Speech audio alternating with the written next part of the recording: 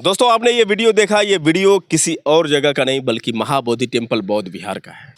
आपने देखा किस तरह से बौद्ध विहार के अंदर जो पंडे लोग हैं मंत्र का जाप कर रहे हैं और साथ ही साथ वहाँ पर बिहार पुलिस भी मौजूद है। इतना ही नहीं, वहाँ पर डीएम भी मौजूद था।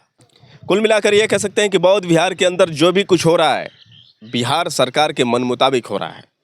और यही विरोध जो बंते बिनाचार्य ने किया था, आपको मैं वो वीडियो दिखाऊंगा जिस वीडियो में किस तरह से बंते बिनाचार्य शिवलिंग को लेकर उस ब्राह्मण को बोल रहे हैं और वहाँ पर तमाम जो भी आकर भक्ति भजन कर रहे थे, जो देवी देवताओं की पूजा कर रहे थे, उन पर किस तरह से बंते बिनाचार्य ने आवाज़ उठाई और यही कलह बन गई। आपको बता दें कि यही हजम नहीं हुआ बिहार प्रशासन को, वहाँ की सरकार को, और एक तरफा टारगेट जो है बंते बिनाचार्य पर किया गया। और आज उनको कहीं ना कहीं जो हिरासत में लिया गया है, ये एक षड्यंत्र के तौर पर, एक साजिश के तौर पर, क्योंकि जिस तरह से बंते बिनाचार्य ने इन लोगों का विरोध किया था, ये सबके बस की बात नहीं होती है। और ये जो विरोध है उनको कहीं ना कहीं इस सरकार में भुगतना पड़ रहा है। भले आप उस वीडियो को देखिए जिस वीडियो में बंते बिनाचार्य ने शिवलिंग का विरोध किया था। क्या नाम है आपका? अरविंद मिश्रा। अरविंद मिश्रा। आप 25 वर्षों से यहाँ पे है। अच्छा, तो यहाँ पे पूजा करते हो शिवलिंग की? ऐसे जैसे ये हिंदू मान्यता का है, ये बौद्ध मान्यता का है, तो आपको नहीं लगता कि यहाँ जो बुद्ध परिसर है उसमें हिंदू मान्यता का कोई मतलब नहीं है? नहीं, ऐसा तो कुछ कहीं कोई बात है नहीं। जैसे कि राम मंदिर बना है अयोध्या में, तो राम मंदिर में बुद्ध की प्रतिमा है? ना, नहीं है ना। और जैसे वो आपका विष्णु का मंदिर है, वहाँ पे बुद्ध की प्रतिमा है। मथुरा में कृष्ण मंदिर है, वहाँ पे बुद्ध की प्रतिमा है। तो जब ऐसा नहीं है भाई, मस्जिदों में तो शिवलिंग नहीं है, चर्च में शिवलिंग नहीं है, ये सब डिबेट की बात है। नहीं फिर भी हम ये आप फिर भी पूजा कर सकते हैं। फिर भी हम आपसे एक निवेदन ये करेंगे, हमारा कोई तर्क करने का कोई। चलिए बहुत अच्छी बात है, सर समझ गए, बहुत अच्छी बात है। बहुत बहुत धन्यवाद आपका, आगे की कार्रवाई में रहेंगे। कोई बात नहीं है। ठीक है, साधुवाद। तो आप देख रहे थे ये बुद्ध परिसर है, याद देखो, ये बुद्ध परिसर है। महामानव तथागत बुद्ध ने इस पवित्र स्थान पर अपने ध्यान साधना में संबोधि को प्राप्त करा। आज 2500 साल के बाद जब हम इस परिसर को देखते हैं, और आज से 1800 ईस्वी के समय का जो परिसर था, उस समय की जो पिक्चर्स हमारे पास है, फोटोज हमारे पास है, तो उसमें बुद्ध का ये पूरा विहार था। आसपास कोई भी हिंदू मान्यता के कोई चिन्ह नहीं थे, कोई मूर्ति नहीं थी, कोई शिवलिंग नहीं था। पर आज बड़ा दुख होता है कि यहाँ बौद्ध समाज जागरूक नहीं हुआ, जिस कारण यहाँ पे एक कुटी में शिवलिंग स्थापित कर दिया गया। ये शिवलिंग इसलिए स्थापित हो गया क्योंकि हमने अपने विहार की गौर नहीं करी, ध्यान नहीं दिया। तो आज जागने की जरूरत है, समझने की जरूरत है कि आज पूरा भारत का बौद्ध समाज अपनी धरोहर को बचाने के लिए, और जिस प्रकार राम की मान्यता, राम के समर्थक उसमें दूसरे किसी इष्ट का पूजा पाठ नहीं कर सकते, और विष्णु के मान्यता वाले लोग विष्णु की जगह दूसरे की पूजा पाठ नहीं कर सकते, उसी प्रकार बुद्ध विहार में बौद्धों का अपना पूजा पाठ उपासना होती है। पर उसी बीच में ये जो है एक शिवलिंग स्थापित कर दिया गया है। तो बौद्ध समाज सरकार से ये मांग करे कि बुद्ध विहार में किसी भी धर्म की दूसरी मान्यता का प्रचार प्रसार या पूजा पाठ नहीं होना चाहिए। तो आपने देखा तस्वीर, ये बुद्ध विहार के भीतर है। तो हमारे प्रयास से और पूरे बौद्ध समाज को जगाना है, और इस अपने महापवित्र बुद्ध विहार को यहाँ से जो भी दूसरी मान्यता के चिन्ह है, अवशेष है या मूर्तियाँ है, वो बाहर निकालनी है। यहाँ पे पिंड होता है, कब से करा रहे हो? यहाँ पे हम, हाँ, हमको लगता है कि 2010 से 2010 से पिंड करा रहे हो। तो ये बुद्ध विहार तो बुद्ध के ज्ञान प्राप्ति का स्थल है। प्राप्ति का स्थल वहाँ। और ये पूरा परिसर है, देखो उधर भी ये पूरा परिसर है। तो इस परिसर में तो बौद्ध लोग होते हैं। तो ये पिंड कौन सी मान्यता में होते हैं? यहाँ भी ये किस मान्यता का प्रतीक है? पितृ का अंश यहाँ पे किन की मान्यता है? ये हिंदू की है ना। हाँ, तो हिंदुओं की मान्यता के लिए आपको कहाँ कराना चाहिए? काशी में कराना चाहिए। मैं यहाँ मथुरा में कराऊं? गया में भी होता है, तो गया में तो बहुत बड़ी जगह है ना, गया में पूरा शहर आता है, गया में ये आता है क्या? हर जगह भी होता है। इस शास्त्रों में ये तो बुद्ध का महासंबोधि स्थल है। हम यहाँ बचपन से, जब से हमारे बाप आए, दादा आए, मैं भी आ रहा हूँ। क्योंकि इसलिए आ रहे ना, क्योंकि बौद्ध समाज नहीं जागा, बौद्ध समाज को पता नहीं था।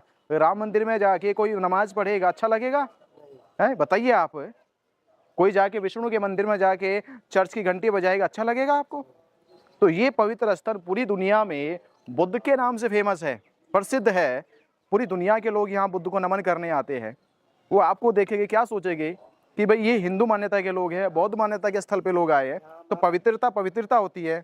भाई आप अगर आपकी वेशभूषा है तो पंडित जी हो, अभी आपको कोट पैंट पहना दे, कौन पंडित जी कहेगा? नहीं कहेगा ना कोई। तो पंडित जी का एक अपनी गरिमा है, एक वेशभूषा है, वो बनी रहनी चाहिए। तो बुद्ध विहार की एक अपनी गरिमा है, इसकी एक मान्यता है। तो इस मान्यता में आप लोगों ने जो ये श्राद्ध का, जो पिंडदान का या पिंडा पराने का जो ये आडंबर शुरू कर दिया है, क्या नहीं आपको लगता है कि आप लोग गलत कर रहे हैं?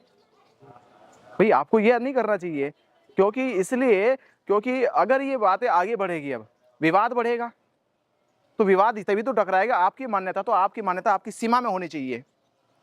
तो अभी जो सरकार है, चाहे केंद्र सरकार हो, चाहे भाई बिहार सरकार हो, चाहे यूपी की सरकार हो, वो क्या कह रही है? हिंदुओं की मान्यता माननी चाहिए अपने स्थलों पे, बौद्धों को माननी चाहिए। तो पंडित जी ठीक है, अभी कर रहे हैं आप इस बात की हम और पंडा करेगा नहीं, हम भी प्रयास कर रहे हैं। अब बड़ी वो चलने वाली है एक अभियान। इस अभियान में आने वाले अगले साल, अब की श्राद्ध हुआ, अगली बार श्राद्ध नहीं करेंगे, चाहे कुछ भी हो जाए। तो आपको इस करे किसी को ना लाए यहाँ पे। बात हमको बोले, आप हमारा बात भी आगे बोलेंगे, मैं बोल गया पंडित जी को एक और, आगे भी बहुत ठीक है, आगे इस बात को बढ़ाएंगे। तो बड़ा विवाद हो जाएगा, ठीक है। और आप लोग श्राद्ध करा रहे, घर पे बुलाओ पंडित जी को, घर से कराओ अपना। जहाँ कोई मरता है उसकी शांति वहीं से होगी। चलिए स्टार्ट है। ये है महाबोधि महाविहार बोध गया, जहाँ तथागत बुद्ध ने संबोधि को प्राप्त किया।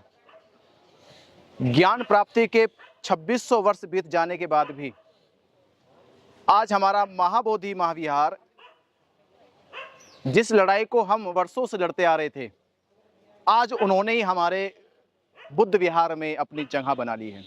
तो दोस्तों आपने देखा कि किस तरह से इस वीडियो में एक ब्राह्मण जो है शिवलिंग की पूजा कर रहा है, और यही बात जो है भंते बिनाचार्य को बुरी लगी।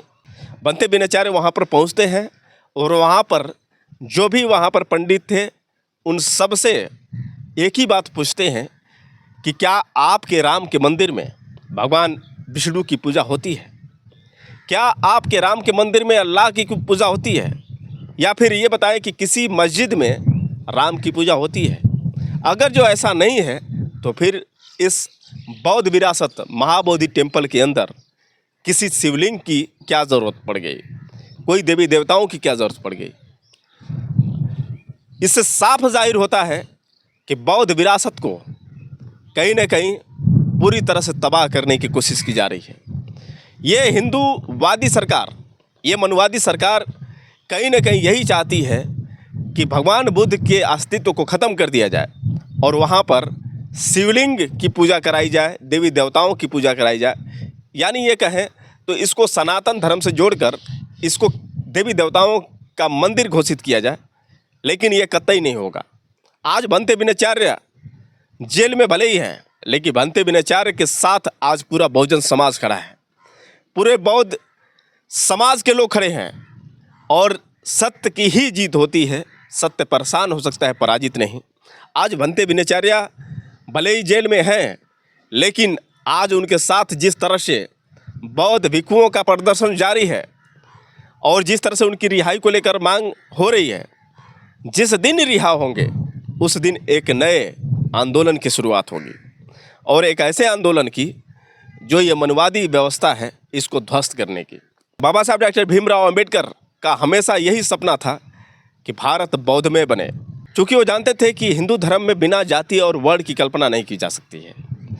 4 वर्ण ब्राह्मण, क्षत्रिय, वैश्य और शूद्र, और इसमें विभिन्न प्रकार की जो जातियां हैं, इन जातियों से जकड़ा हुआ ये धर्म कभी भी किसी को स्वतंत्रता नहीं दे सकता है।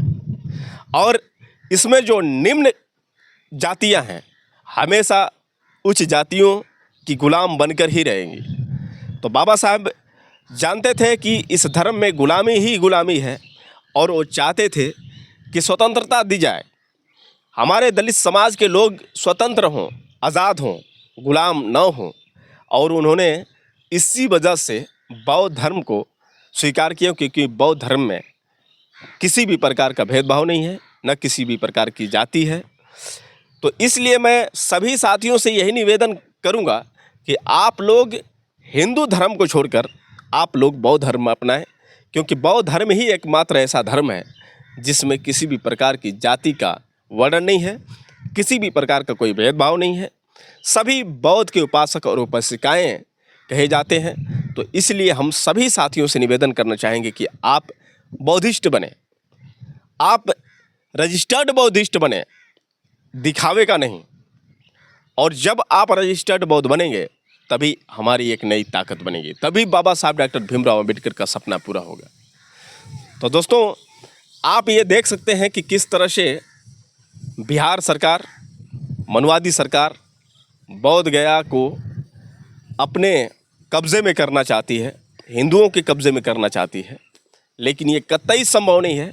जो बाबा साहब डॉक्टर भीमराव अंबेडकर और भगवान बुद्ध को मानने वाले होते हैं, वो अगर शांत रहते हैं तो इसलिए शांत नहीं रहते हैं कि वो कमज़ोर होते हैं, वो इसलिए शांत होते हैं क्योंकि उनके अंदर वो बाबा साहब डॉक्टर भीमराव अंबेडकर का दिया गया संविधान, जो संविधान बताता है, जो हमें नैतिकता का पाठ पढ़ाता है, जो हमें आचरण देता है, जो हमें संस्कार देता है, और वो संस्कार, आचरण और नैतिकता का प्रभाव होता है जो हम शांतपूर्ण तरीके से किसी भी कार्य को अंजाम देते हैं, क्योंकि बुद्ध शांति के प्रतीक थे। और बाबा साहब डॉक्टर भीमराव अंबेडकर ने हमें संविधान में जिस प्रकार का नियम बनाया है, हम नियम का उल्लंघन नहीं करते हैं। तो इसका मतलब ये नहीं कि हम लोग डरपोक हैं। अगर जो हम अपने पर आ जाएं तो क्या कर सकते हैं, ये किसी को बताने की ज़रूरत नहीं है। आपने देखा होगा कि जब भी किसी भी प्रकार का कोई आंदोलन होता है, जब भारत बंद करने की बात होती है, तो अकेला दलित समाज सड़क पर उतरकर उस अंजाम को दे देता है। आपने देखा कि किस तरह से सहारनपुर में जो हंगामा हुआ था, दंगा हुआ था, चंद्रशेखर आज़ाद रावण के मात्र एक बार एक आवाज़ उठाने पर 4 लाख की भीड़ जंतर मंतर में इकट्ठा हो गई थी। आपने कई बार देखा होगा कि जब भी कभी वैसी ज़रूरत पड़ती है तो भारत बंद का ऐलान किया जाता है और भारत बंद हो भी जाता है। तो इसलिए दलितों की ताकत को कोई नकार नहीं सकता है, क्योंकि दलितों में वो बाबा साहब डॉक्टर भीमराव अंबेडकर के प्रति जो प्रेम है, जो जुनून है, वो जुनून किसी को भी धराशायी करने के लिए काफ़ी है। तो हम लोग किसी भी प्रकार का यदि कोई हिंसा नहीं करते हैं, किसी को किसी भी प्रकार की गाली नहीं देते हैं, तो इसका मतलब ये नहीं कि हम कमज़ोर हैं। हम तो बाबा साहब डॉक्टर भीमराव अंबेडकर भगवान बुद्ध के अनुयायी हैं, जो हम संविधान का सम्मान करते हैं, उनकी भावनाओं का सम्मान करते हैं और बाबा साहब के विचारों का सम्मान करते हैं। और यही वजह है कि हम लोग शांत रहते हैं। लेकिन जिस दिन संविधान पर आँच आई, जिस दिन महाबोधि टेम्पल पर आँच आई, उस दिन एक क्रांति जरूर छिड़ेगी, और ये एक ऐसी क्रांति होगी जिसका मनुवादी सामना नहीं कर पाएंगे। आप लोगों को वीडियो कैसा लगा? अगर अच्छा लगा हो तो आप लोग इस वीडियो को लाइक करें, कमेंट करें और इस वीडियो को ज़्यादा से ज़्यादा शेयर करें। फिर मिलेंगे अगले वीडियो के साथ, तब तक के लिए क्रांतिकारी नमो बुद्धाय, जय भीम।